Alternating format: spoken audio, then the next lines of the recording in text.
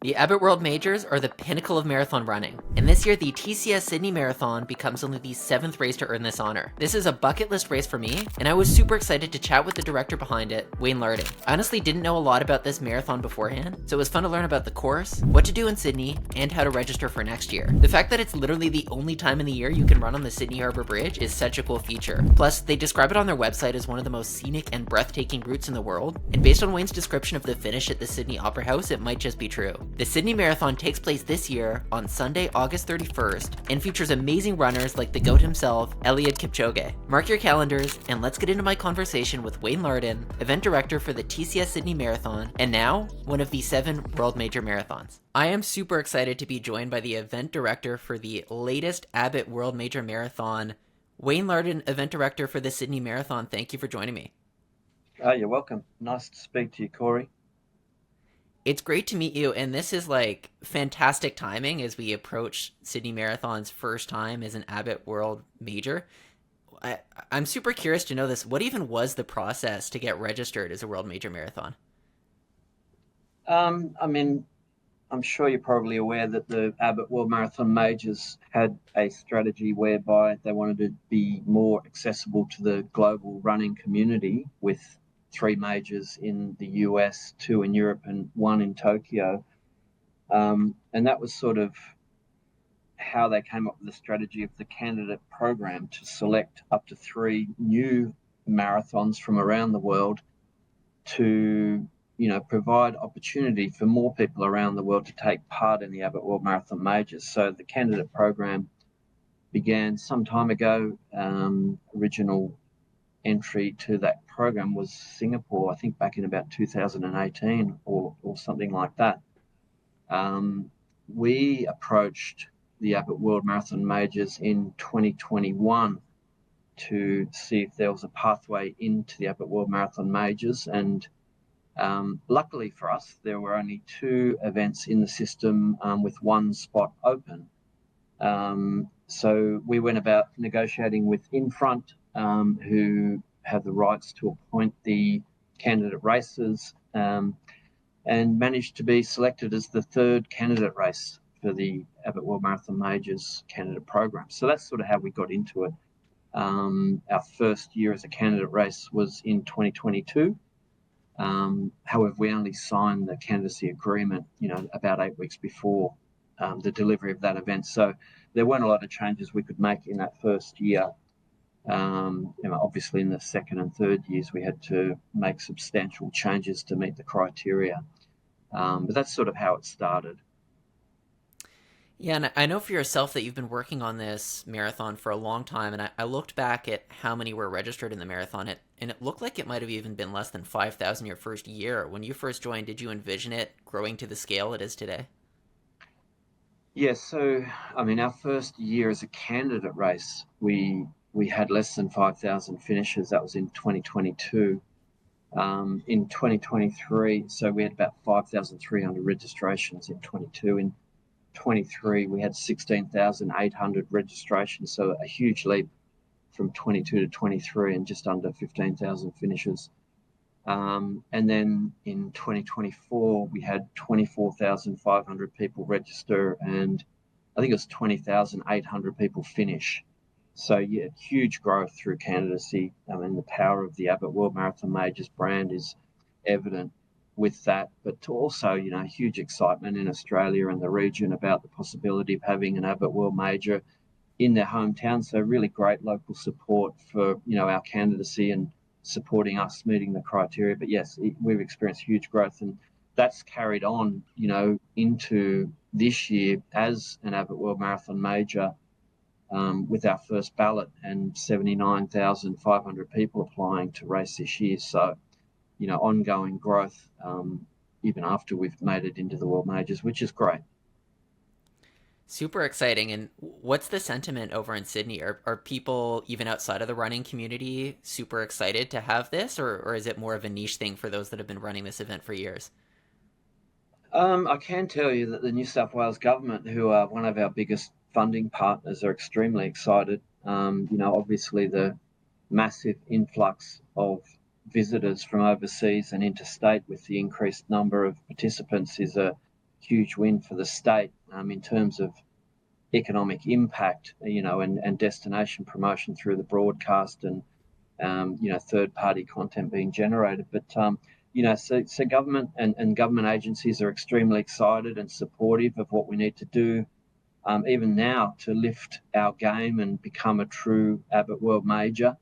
The running community and media in Australia is extremely excited about us delivering our first Abbott World Major in August. It's starting to permeate the general population too. Running, around the world, but particularly in Australia, is just, becoming so popular, and so many more people are running that have never taken part in running events. So I think there's widespread popular support for the event. And that's going to grow. I mean, we announced recently that we'll have Kipchoge racing. We're going to be announcing a couple of other big signings soon. So, the media leading up to the event and race week will be across the board. So, everyone in Sydney will know the greatest marathon runners in the world are racing on 31 August across the streets of Sydney. So, we really hope that brings people out of their houses and onto the sidelines to cheer people along on their journey to the Opera House, like what you said, the other majors. Excuse me. So yeah, it's going to be a big year. I'm really excited to see, how big it is and how well supported it is by the general community. Yeah, and Wayne, you beat me to the punch. I had read that Kipchoge might be racing and wanted to confirm it, but that's pretty exciting in your first year as a major to have pretty much the greatest marathoner of all time competing.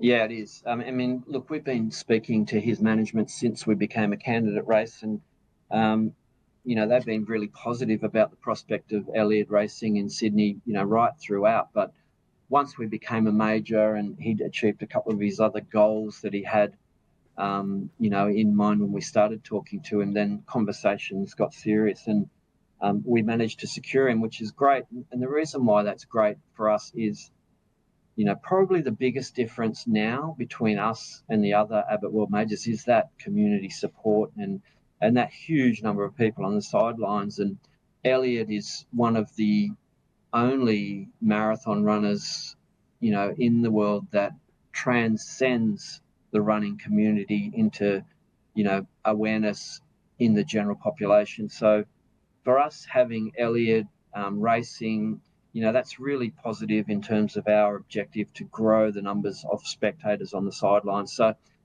great to have him here to help us achieve that, but also great, for everyone racing to be able to line up alongside the greatest marathon runner of all time. And it's just really exciting all around. So it's a really big win for us. Yeah, so I'm super hyped, but I think probably I'm not alone in terms of American or Canadian listeners and not actually knowing that much about the Sydney Marathon. I feel like the American majors are talked about a lot more here. So for anyone who is maybe just starting to learn a bit more about this marathon, what are some of the key selling points or reasons to make that trip out to Australia and run the race? Well, there's many. Like Australia is a beautiful country, and Sydney is the most beautiful city in Australia. Australia and Sydney are on a travel bucket list of many people around the world. The city of Sydney itself is spectacular. We've got a beautiful harbour. The marathon route itself is probably it could be one of the most beautiful marathon routes in the world. It's just spectacular. You run past all of the tourist icons.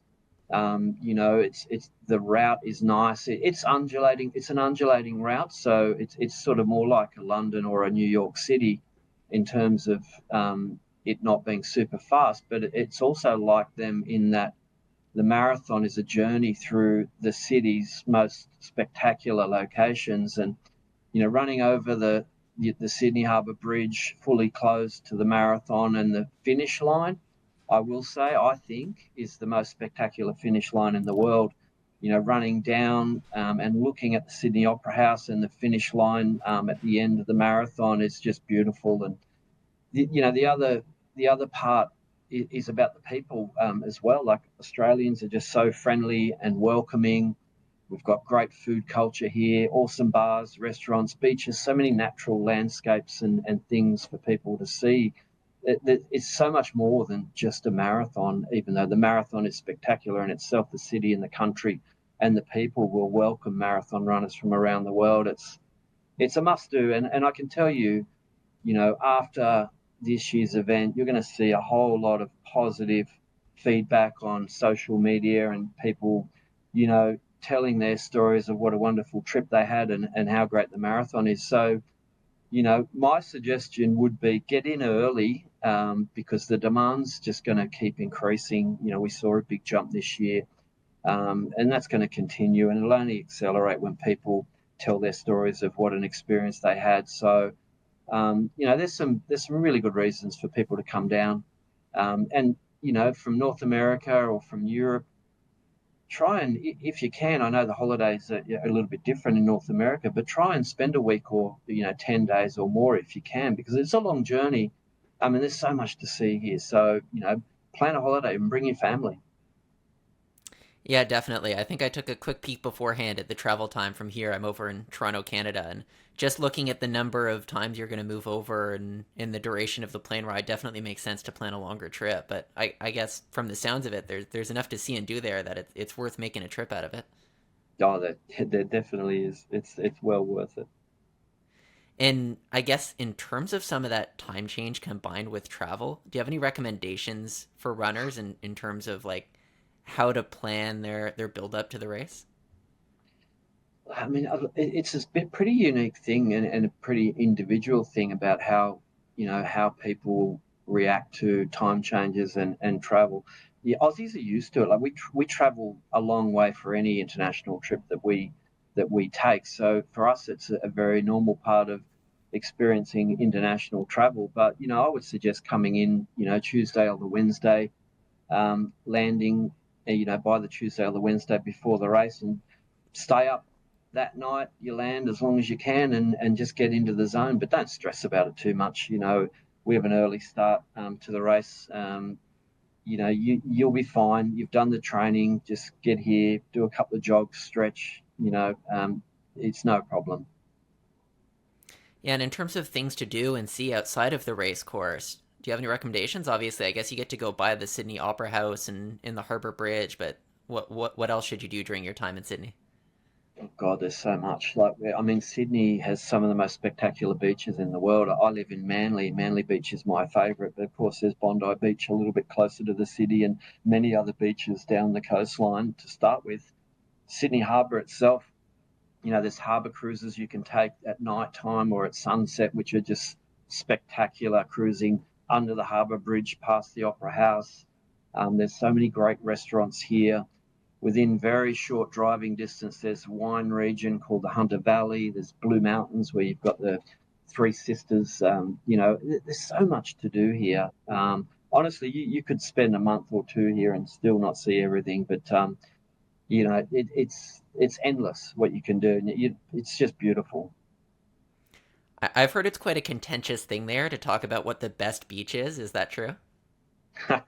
Well, there's a you might call a rivalry sort of north of the Harbour Bridge and south of the Harbour Bridge, and then there's the Bondi Beach v Manly Beach.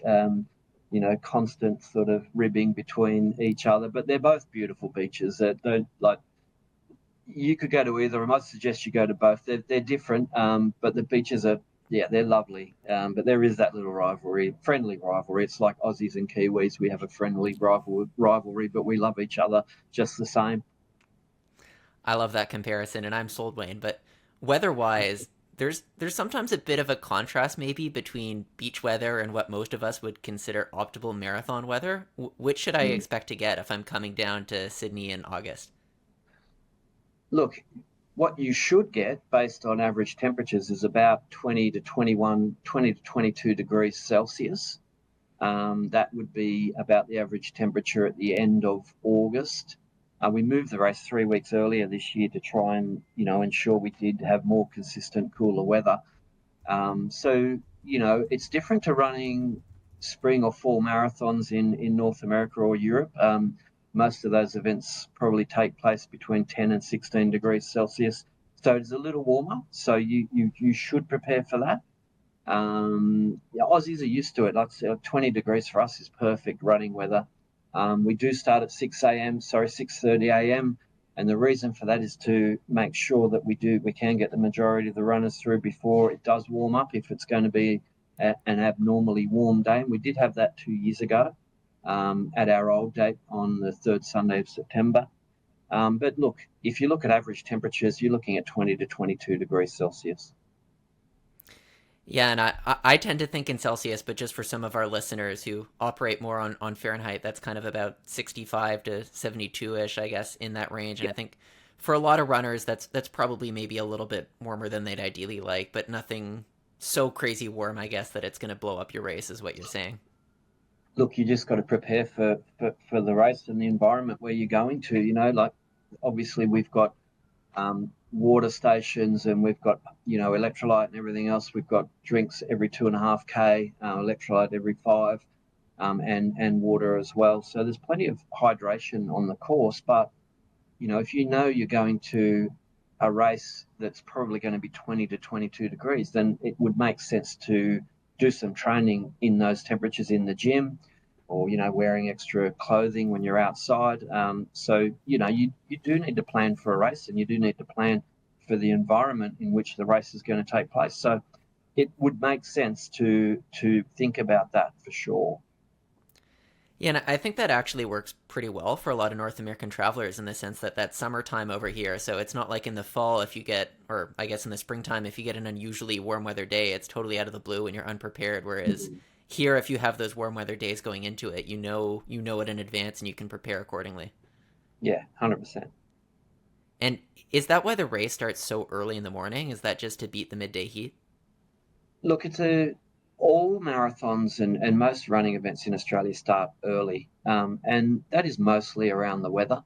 Um, Aussies get up early too, by the way. So like we're an early morning sort of country, tend to go to bed early and get up early and enjoy the sunrise for our morning runs. So it's a very normal in Australia, and right throughout Southeast Asia and Asia as well, to be having running events starting early in the morning. So it's more about just making sure that you minimise the risk to the athletes by starting as early as possible, while still having sunlight, of course. Yeah, and then in terms of the scale of the race itself, so I think I read that it was going to be something like 35,000 runners this year. What does it take to scale up the race to that size? And then maybe from a participant standpoint, how might the race look a little bit different with all those extra runners? Yeah, so I mean, scaling an event like we have this year, and it is a big jump from last year where we had 20,800 or 21,000 on the start line, to having 35,000 on the start line. You need more time on the roads, and we've been given more time by government on the Harbour Bridge and on the road itself. So we've got a longer road closure time. We've managed to change the course again this year, and that's enabled us to remove a couple of pinch points. So, I mean, the key is maintaining the runner density while you're increasing the number of runners. And to be able to do that, you need more time on the road or a wider track. And we've got both. So, we plan on having a similar runner density as what we had last year. We've been able to spread out the start groups a bit further than we did last year. And we'll be able to do that moving forward. We could actually handle a lot more this year, but we didn't want to jump beyond where we have jumped, because we need to be able to, deliver the runner experience that we want to deliver, and make sure that we are able to digest this sort of growth, and manage it well. So, after the race this year, we'll have a look at, runner feedback, the surveys, and the timings out on the course and the density of runners, and review sort of what we might do next year. But that it's a new course. It's much smoother. There's really no pinch points on the course. We've got more time. We've spread them out further. So, we think that the participant experience is going to be great. We're investing a lot more into what we deliver on the course, in terms of entertainment, spectator engagement activities and things like this. So, there's a massive uplift in investment relating to runner experience, and that's not just on the field of play, but it's within venues. At the finish, at the expo, we've doubled the size of the expo this year. So it goes across the board. Our thinking and how we manage this growth and how we manage this many more people. Yeah, and you had mentioned earlier trying to sign up early for the race. I'm assuming probably at this time, as we're recording in late May, it's too late for this year's event. But if anyone's looking ahead to 2026, what is the process for that, and when should they start looking to sign up? Yeah, so we last year we did our ballot in December. This year we'll open our ballot in at the end of September. So we'll be much earlier than last year. So people need to start keeping their eyes open from sort of mid-September. Of course, we'll be communicating through our social media channels and via our database to whoever we have on that. But mid-September, I'd say start looking for information on the date that the ballot will open. All right, so I assume it's probably good practice then if you're interested to go follow all the Sydney Marathon social media. Yeah, absolutely, and there will be opportunity to put your name down on our sort of system so that you can be emailed information about when it's opening and stuff like that too. So that's probably a good thing to do, just as a reminder in case you forget or get busy with work or whatnot. And what is the actual process? I know there's some world majors like Boston where there's a qualifying time and others that are completely lottery. Is it a hybrid approach or some of, one or Yeah, the other? it's How does it work? it's sort of evolving. So this year, we we established a bigger and more sort of um, thorough travel program and charity program. So there's spots allocated to that, to those programs, and then after that, we had a small allocation to sub elite, and then the rest was ballot, so general entry via the ballot. Moving forward, it'll be similar, though we are looking at whether we expand the sub elite program into specific age groups, whether nothing like what they do in Boston or anything like that, but increasing the spots allocated to this sort of time qualified age group of people. But there will still be the majority of spots will still go to general entry via the ballot. Yeah, and I think if I'm not mistaken, was it last year when Sydney Marathon was the World Age Group Championships? Yeah, it was. Actually, first time it was hosted outside of an existing Abbott World Marathon Major, and it just worked so well for us. Like we really worked hard to deliver what we call a World Championship experience to the age groupers who came down, and treated them as they should be treated, like and were in a World Championship with special facilities, beautiful recovery area, really great service. We had harbour crews for them on the Friday night, which they just loved. So we really tried hard to make that marathon tours and travel age group world championship a really special experience for them. And the feedback we got from the age groupers who raced last year was absolutely incredible. You've probably spoken to some of them, and it's just so positive. So, we hope that we set the bar high and that, that level of experience will be delivered moving forward. And I'm sure it will be with Ted in New York City.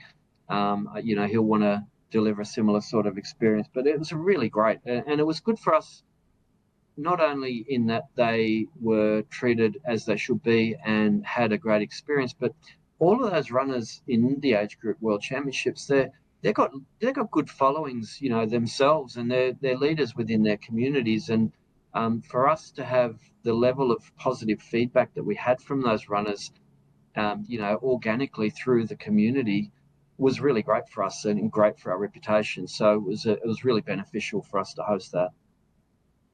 Yeah, I've heard nothing but good things from those who I know who ran the race either last year or in the past. But I know in particular for this year's event, I read in a Runner's World article that you had described wanting to make this year's event the most fun marathon of all the majors. Can you describe a little bit about what's going into making sure that Sydney is the most fun marathon possible? Yeah, so I mean, what we want to reflect is the Australian sort of people, our culture, you know, how we are, and we want to deliver that sort of experience to, all of the people who come to the Sydney Marathon. And Australians like to have fun. We're very social. We love meeting people, we love celebrating, you know, experiences. So what we've done with that, and our theory is we don't want to say goodbye to our participants when they cross the finish line and we put a medal around their neck. We want to help them have the best time possible. And we've got great partnerships with local businesses. A thing we implemented a couple of years ago is the Sydney Marathon pool party, which is on the top floor of the biggest club in Sydney. And that's open to all marathon finishers. Turn up with your medal, get a free beer, celebrate with your friends in this beautiful pool bar, rooftop, in a really nice location, and just have fun, celebrate. We've got partnerships with a whole host of other bars, and we're establishing more with different venues so we can, actually have space for more people. And it's not just race day. We want to have, things and partnerships with businesses throughout the week where special offers are being made to them, and it just enhances their experience. So, yeah, it is definitely one of our goals to be the most fun Abbott World Marathon Major, and we'll be working pretty hard at that. And we're pretty good at it too. Yeah, super exciting, and I love that visual of the pool party in part because one of my favorite races of all time that I did was the Copenhagen Marathon, and part of the thing that made it so much fun was A, the people were so invested in it, but B, there were so many after parties. So it's cool that you guys are actually doing some official events as part of the race afterwards. Yeah, it's awesome. And it just seeing, you know what it's like. These athletes put a lot of time and commitment into training for a marathon, and there's a lot of mental energy that goes into it. And often they will not drink for a while, and the pressure of and stress of leading up to a marathon, they want to, when they finish, they want to celebrate, and we want to be there to help them.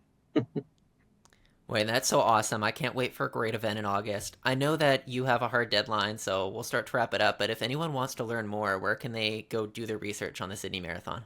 Go to sydneymarathon.com. Just jump on there. Everything you need to know is there. So just have a look. There's info line if you need more information, info email, which you'll find on the website. But there's our social media pages. I'd suggest you jump onto those and just track what's happening in the build up to the event. Great stuff. Well, I'll link all of that in the show notes. And Wayne, I really appreciate you joining me. Thanks for coming on. You're welcome. Thank you.